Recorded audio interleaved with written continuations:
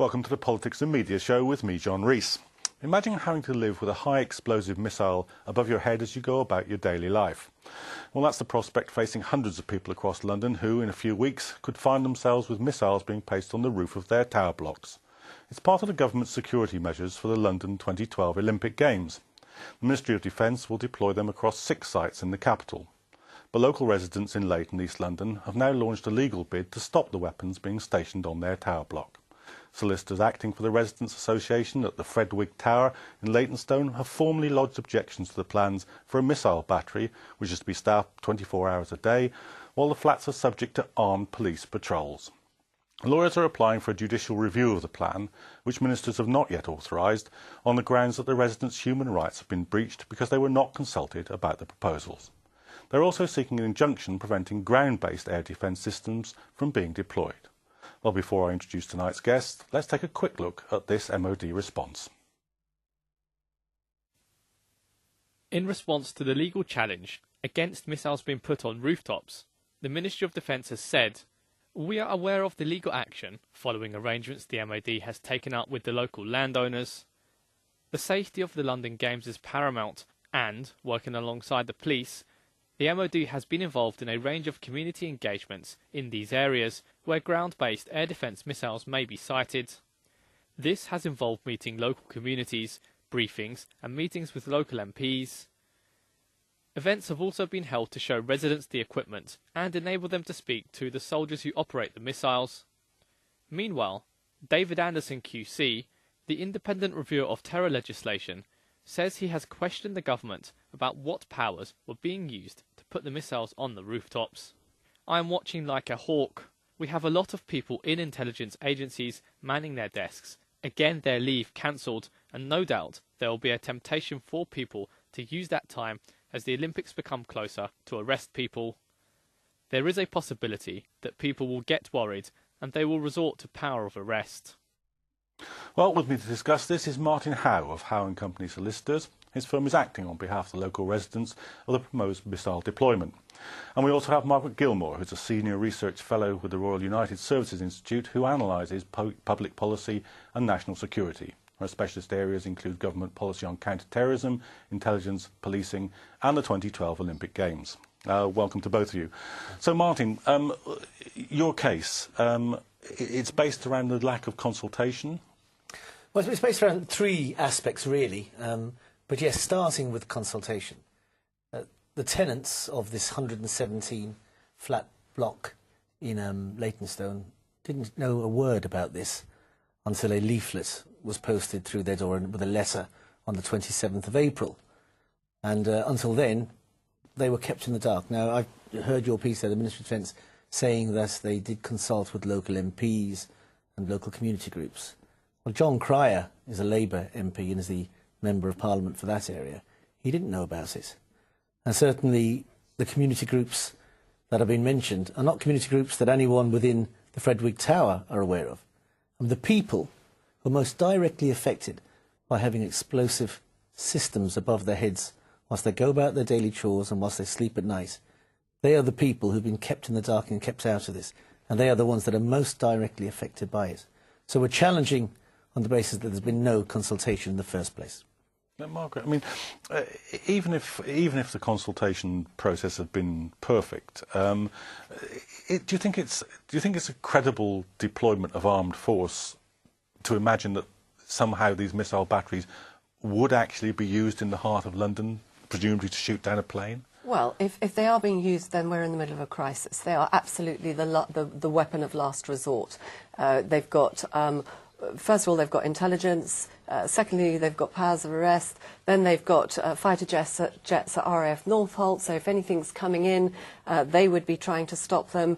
Then they've got helicopters. They've got HMS Ocean on the Thames itself. So if something got past all of that and was coming as close to the Olympic Park as to need these surface-to-air missiles, then we would be in point of crisis. And I would suggest that Martin's clients, if something, heaven forbid, did get through and affect any members of their family or indeed the Olympic Games, they would be the first to be going to Martin and saying, hang on a minute, why were we not adequately protected?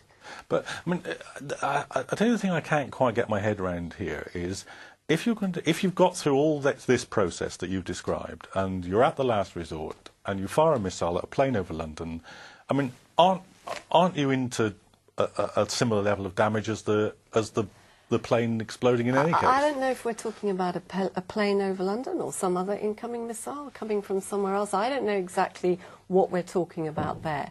And as I say, heaven forbid that anything is going to be fired, because if it's fired that close, then as I say, we are in a moment of crisis. But I think that we're seeing, at this stage, so close to the Olympic Games, I think what we're seeing now is, I suspect, a little bit of political interference. I suspect the politicians are saying to the MOD, look, have you left no stone unturned? Because we know there is a will, we know that the threat is quite high from a variety of different sources. I just want to know that those games are going to be safe, because if something, as I say, heaven forbid, if something goes wrong, then, you know, it would just be such a disaster for everybody.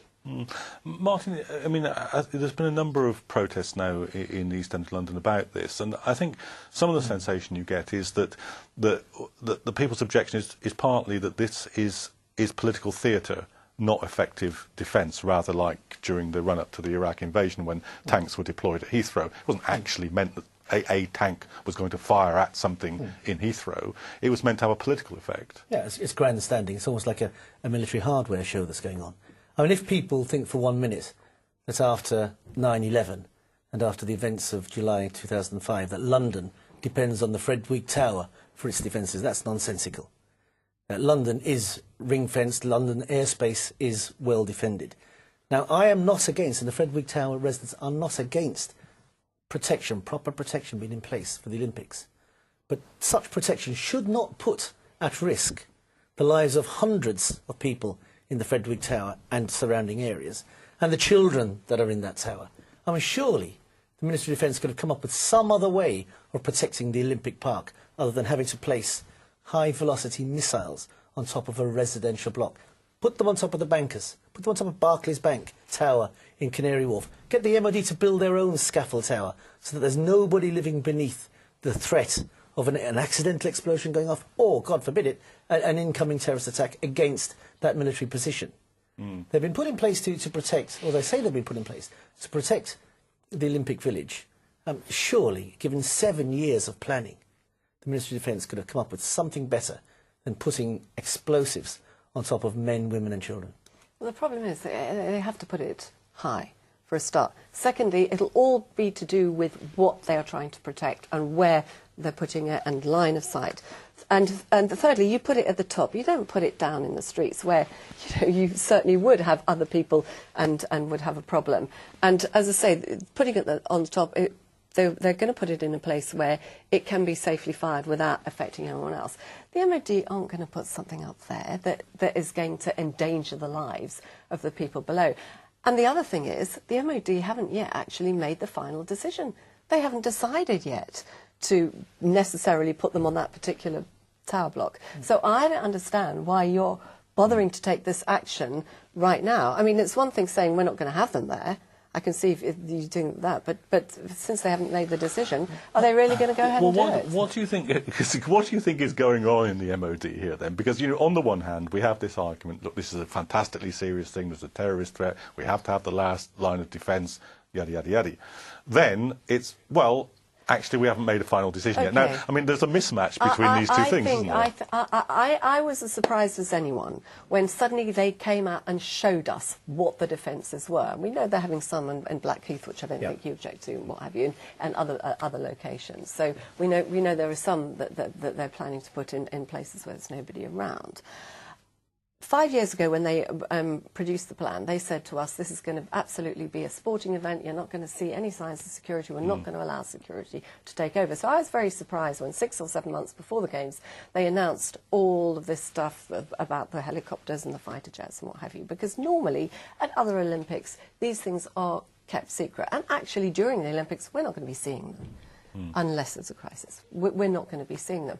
I think what they're trying to do, a decision was taken to actually, maybe we should just send two messages to two different sets of people. Message number one to any potential terrorist to say, London is going to be like a ring of steel. You're not going to get through. You haven't got a hope in hell.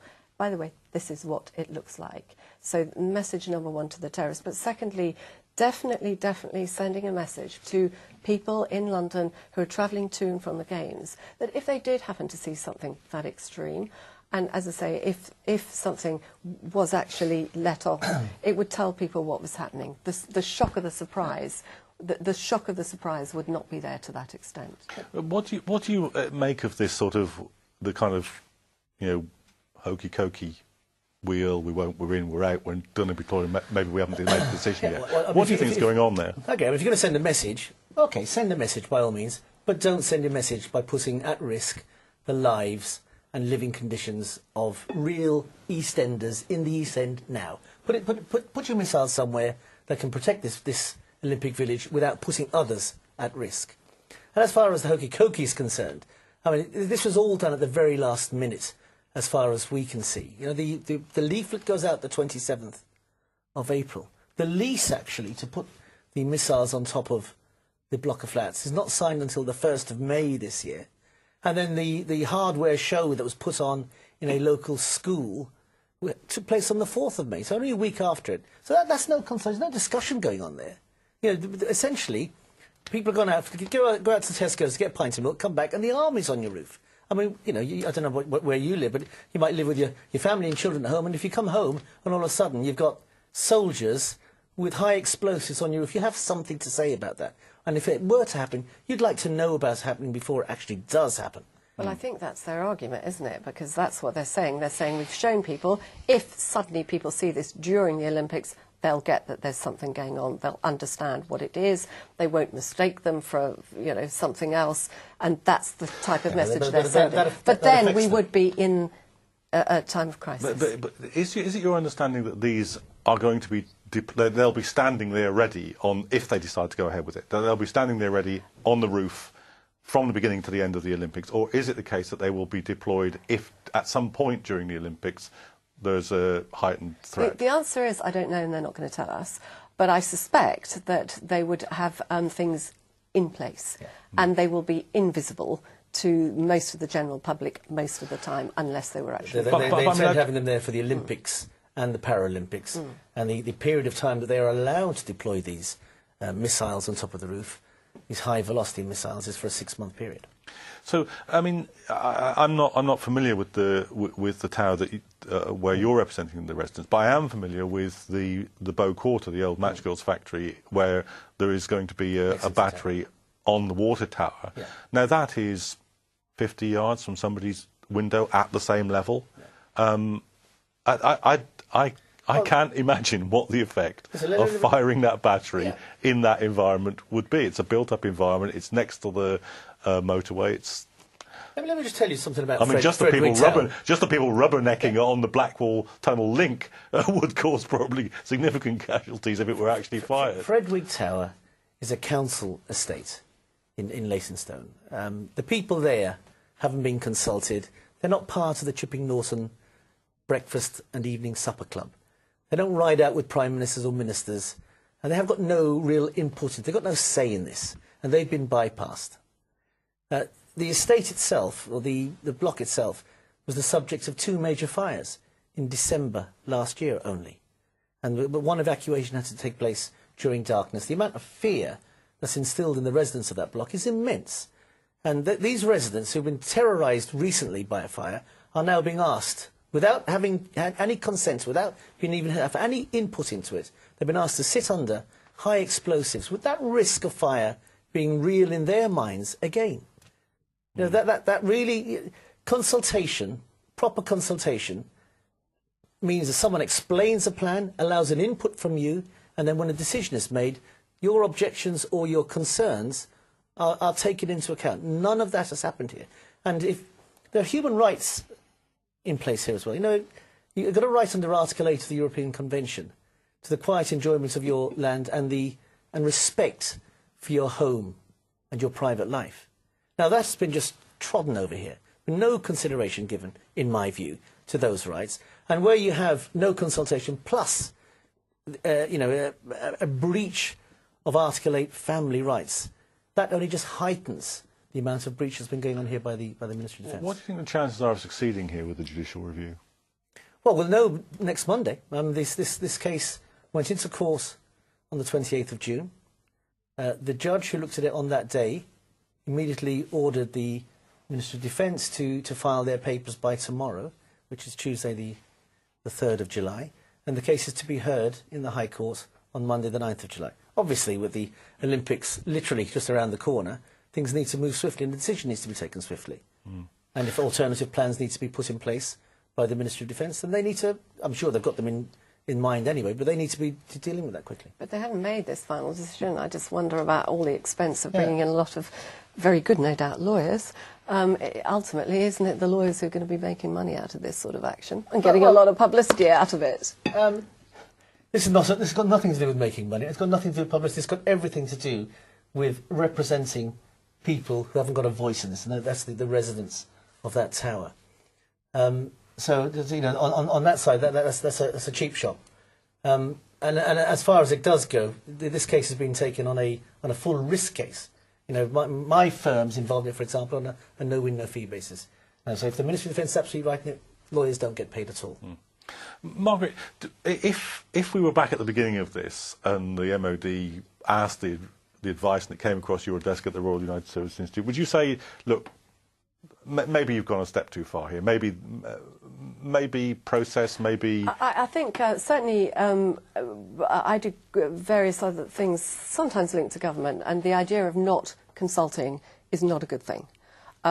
I don't know the extent to which they have consulted. It's clear they haven't consulted with, say, I assume the Residents' Association of that particular block.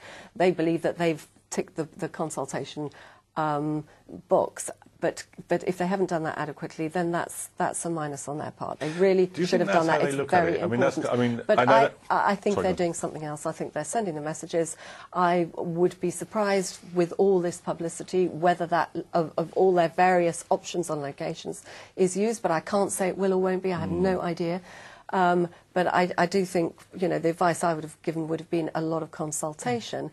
But clearly either new intelligence came in or something made them decide they wanted to do some more public messaging. And it's part of messaging that's been going on actually for 6 months on the fact that they are going to have this big, expensive military hardware around. Do you think there's a disconnect between how the kind of security elite and the government elite view the Olympics generally, and particularly the security, and how the population in these... This isn't about elitism, it really, this is about keeping the UK safe. No, I don't Nobody is less important than anyone else. No, but I wonder if they have a mindset that isn't... problem. Yes, yeah. I think you're right. I think there is, around policing, security, all sorts of things. I don't think the government is very good at communicating what is going on. And I think that is an issue. I think they need to use technologies that a lot of people use nowadays. They need to make better use of the internet and Twitter. They need to use language that more people understand. They need to make people feel they are part of the decision-making process and they are involved in what's going on. See, and I don't think they're very good at that. Yeah, because I'm wondering whether or not there's a kind of larger political miscalculation here. Because, David Cameron made a very clear speech at the beginning of the year where he said, look, austerity, going to be a tough year, but on the other hand, we've got the Jubilee and we've got the Olympics, and that's going to make you all feel absolutely magnificent.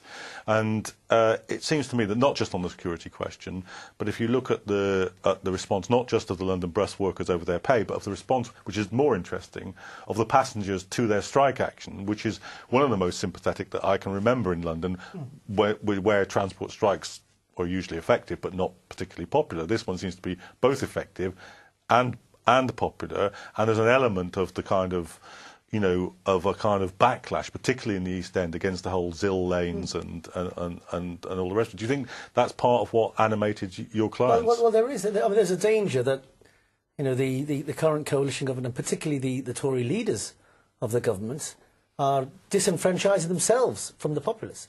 We've heard the reports of posh boys and posh clubs having nothing to do with the ordinary person on the street. Now, this is an example of it. If this government thinks that ordinary, hard-working, decent East Enders are not worth talking to about when it comes to placing missiles above them and interfering with their home life, then there's something wrong with that. And I just come back on a couple of things. As far as the risk is concerned here, you know, I'm aware that Nick Harvey, the Minister for Defence, wrote on the 12th of June saying that there is no known threat of an air attack. So the intelligence that Margaret speaks about, unless it's occurred since the 12th of June, you know, it's not really there. And as far as a decision not being made to deploy is concerned, certainly the MOD's solicitors, the Treasury solicitors, have made it clear that the Ministry of Defence's argument and advice to ministers who make the final decisions here is that these missiles should be deployed. Now, I'm saying to Mr Cameron and his cabinet members, think again on this one. You know, don't put them above your own electorate when you don't have to. Margaret, briefly, because we're coming to the end of the thing there. Do you think this is part of a wider disconnect, a wider failure of communication, as you put it, or is it just this? I think I think the Olympics are going to be fantastic. I think you just have to look at the crowds coming out to see the Olympic torch, the excitement. I think we're going to have a really great Olympics, first of all. And I think this security will be put aside unless there's a crisis. And let's hope that's the way it is and we don't have to, you know, this is all resolved and by the time the Olympics start, it's all great fun. I think there is a wider problem with communication and that's something that's got to be established. I don't think it's picking on a class thing. I don't think there's any meaning to do that. I'm not an apologist for any political party. I'm independent, so I'm not, you know, going down that road at all. But I think communicating and making people feel part of it, that is an issue. OK, well, Martin, Margaret, thank you both for being on the programme. That brings us to the end of the first part, and I hope that you'll rejoin us after the break for the second part of the Politics and Media programme.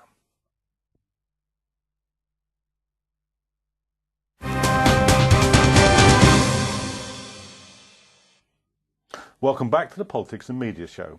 The relationship between the Muslim community and the police is controversial, with suspicion and mistrust often widespread.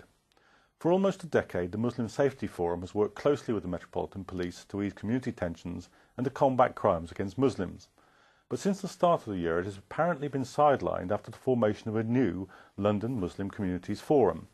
The formation of the new body comes after past accusations were made against the old Muslim Safety Forum that it was anti-establishment and failed to represent the diverse Muslim community. But Muslims will be asking whether this is a move that's intended to destabilise an established Muslim organisation in favour of one which may not ask difficult questions on key issues of concern to Muslims like anti-Muslim hate crime. Well, in the studio to discuss these issues with me is Azad Ali, Chair of the Muslim Safety Forum, and we also have Ibrahim Isse, who's Director of the Somali Youth Development Resource Centre and a committee member of the new London Muslim Communities Forum. Welcome to the programme, both of you. Azad, let's take the accusations that were made first. Anti-establishment, not representing the Muslim community. What's your response? I'm not sure what is meant by anti-establishment. What we are is a group of various organisations, not individuals, including groups like the Muslim Council of Britain, FOSIS, East London Mosque from East London, Regent's Park Mosque.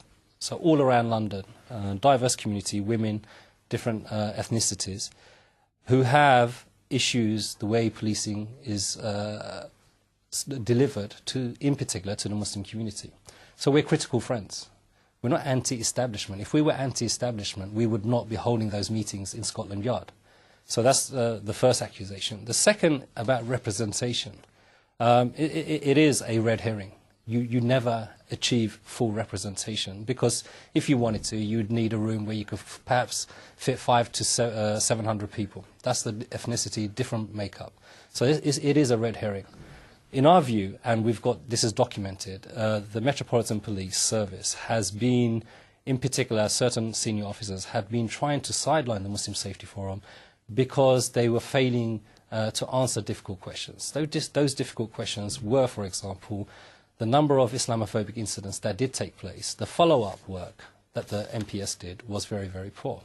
The counter-terrorism arrests that they were making and using counter-terrorism legislation to make those arrests in the first place were shown to be wanting. So having asked very difficult questions, which they were finding very difficult to answer time and time again, they thought, well, we need to change the way this happens. These people, they're not moving on. And one of the other excuses they did use is that, we were just focused on terrorism. We weren't focused on terrorism.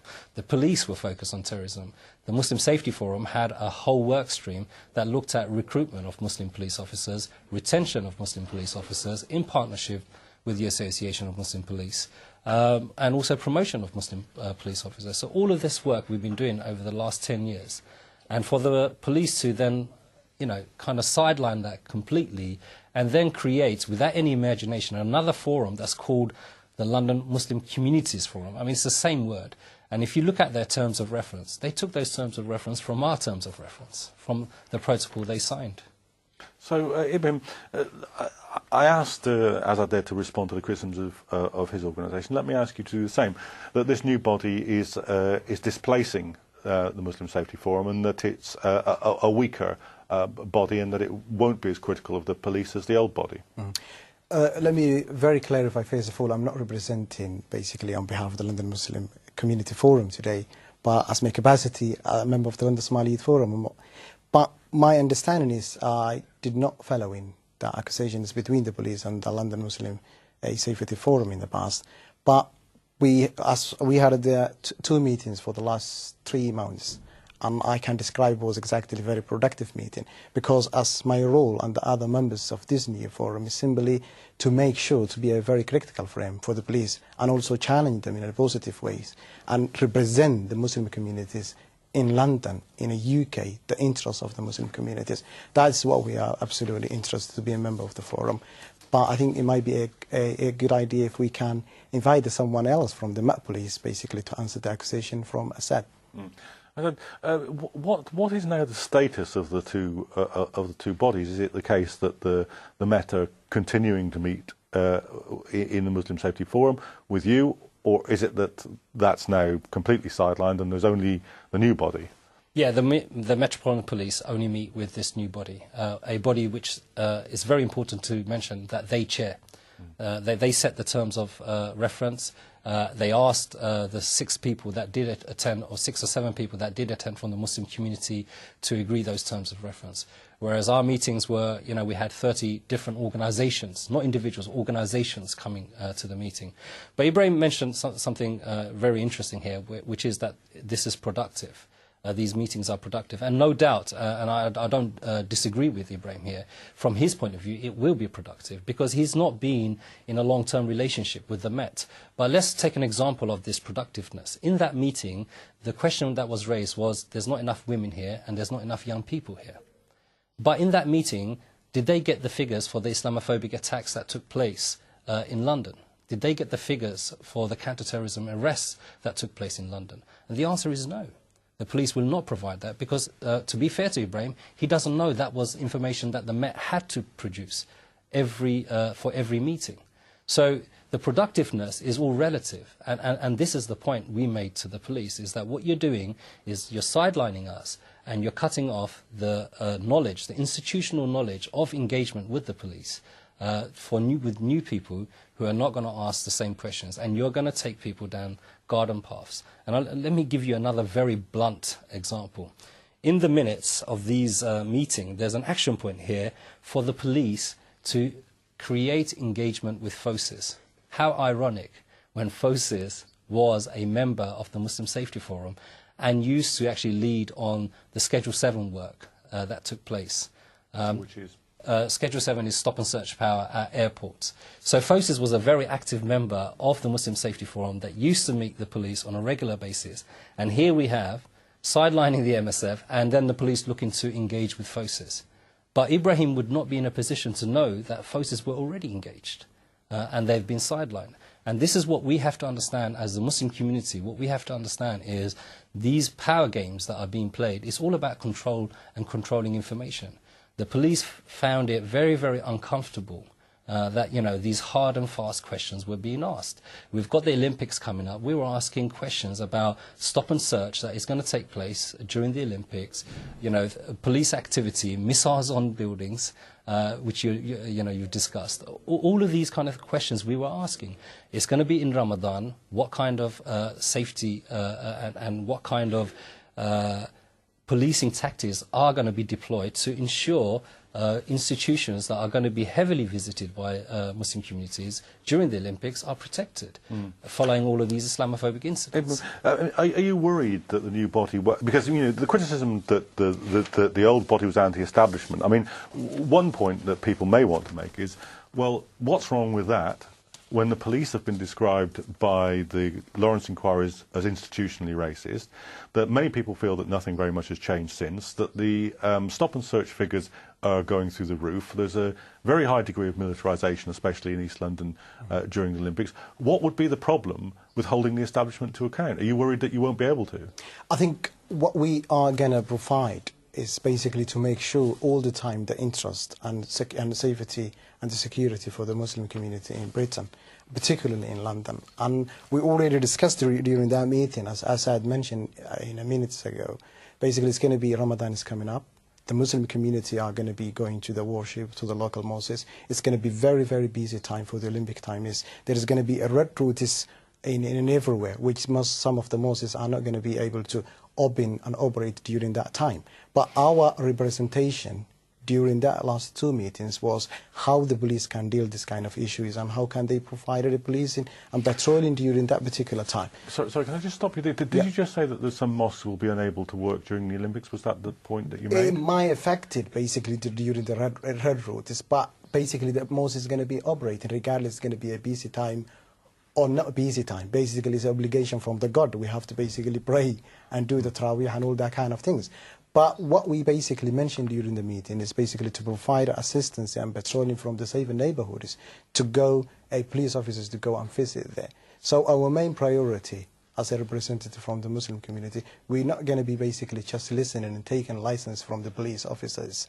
But what we are going to do is basically to make a contribution, first of all. Secondly, to make sure the Muslim communities in London, to their voices to be heard, and at the same time to raise our concerns and our issues we have as a Muslim communities in London. Secondly, the other things we have been challenging with the police was the stop and search on the airports. There are many young people stop and search on the airports who are absolutely innocent, but they have to make sure not every individual young person are going to approach or join an extremism group as the concerns they have.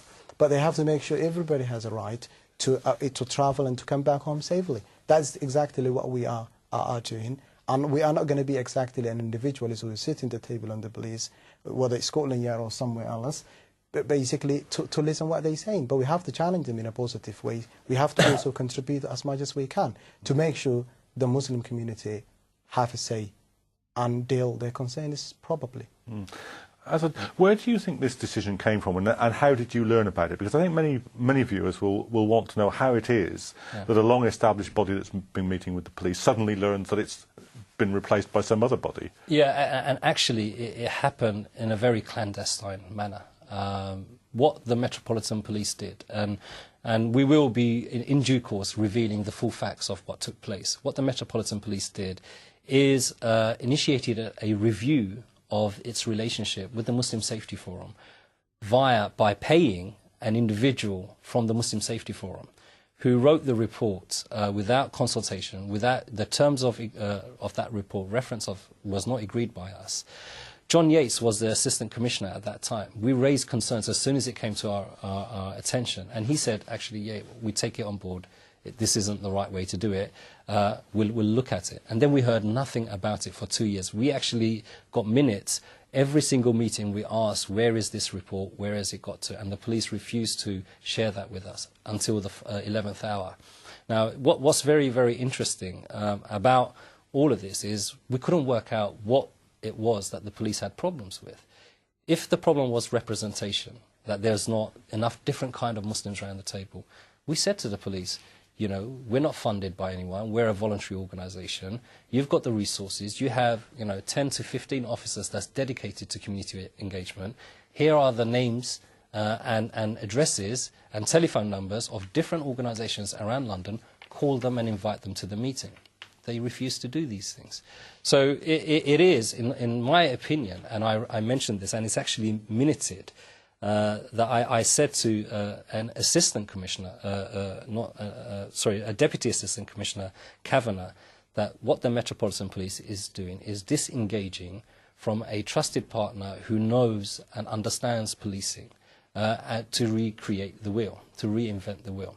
Now, Ibrahim just mentioned here that, you know, they are going to hold the police to account, and absolutely they will. I'm very confident about that. But what Ibrahim doesn't know is about stop and searches and the history behind it. What Ibrahim doesn't know, the Olympics red route, we've already raised it, and the police were to provide the strategical policing tactics that they're going to employ, so that we can then be reassured that it's not going to disproportionately affect Muslims. So this is the strategical high-level information that you discuss at Scotland Yard. Now, to get safer neighbourhood teams to visit mosques and all of that, that happens at a borough level. You know, we don't need to discuss that detail at Scotland Yard. At Scotland Yard, we need to know what the policy is, what the policing tactics is, and ensure that it has inbuilt in its operating procedure facilities that ensure and checks and balances that ensure there's no disproportionality, which, you know, we do fear will take place. So I think it's a very disingenuous. Because the police, what they said at the meeting is they had a meeting with me. Stephen Kavanagh said he had a meeting with me, but he never said what what the concerns it was that I raised. That's one thing. Second thing is they thanked us for 10 years of great work, and they're going to build on that.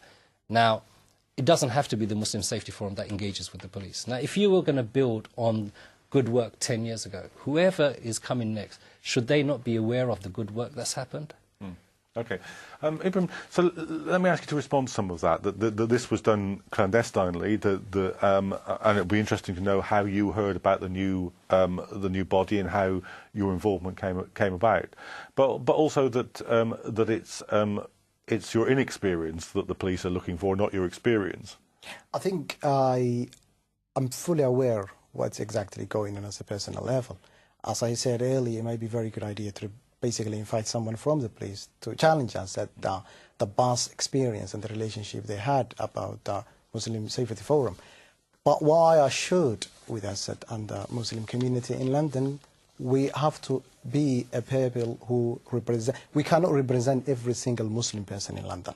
That's the bottom line, because the Muslim community are extremely very high. We have nearly 3 million Muslim communities in the UK, and a 10% in London, according to many researchers.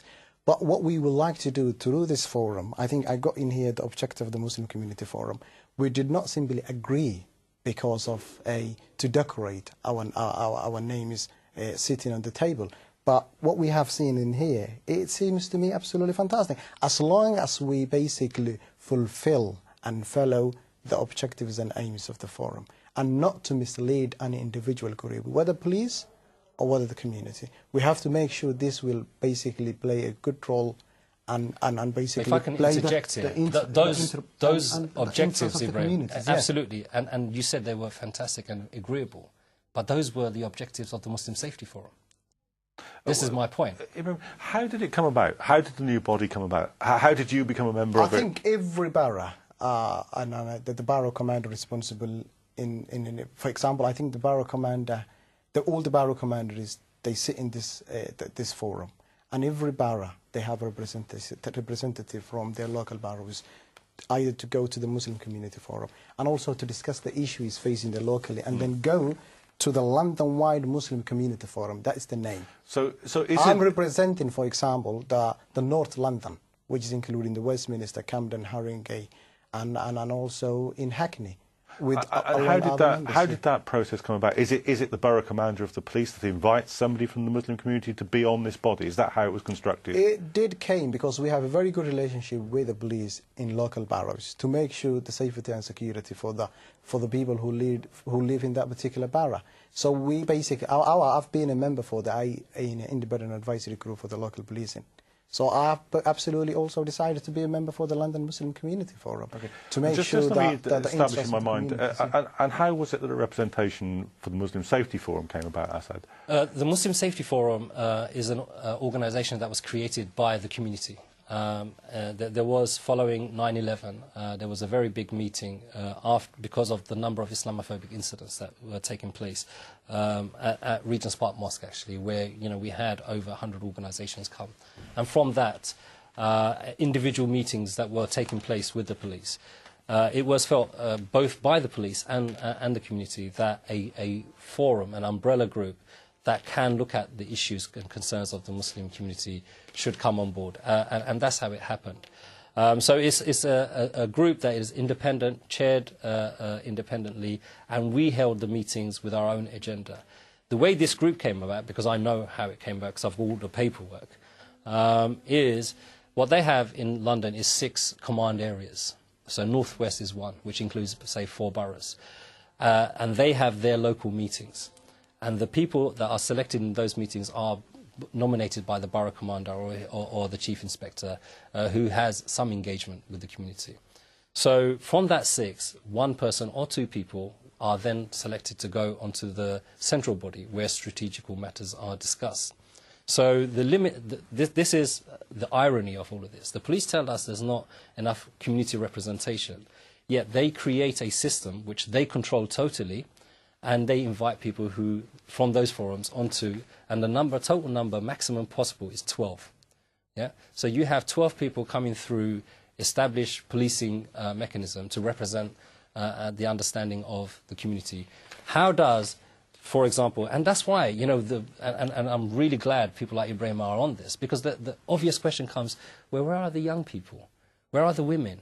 You know, where are all these other people? And it's unfortunate that the police now in 2012 is reinventing the wheel. We've had all of this discussion. We've only got a couple of minutes left now, but there is one question which I'd like to get both of you to respond to. First of all, you, Ibrahim.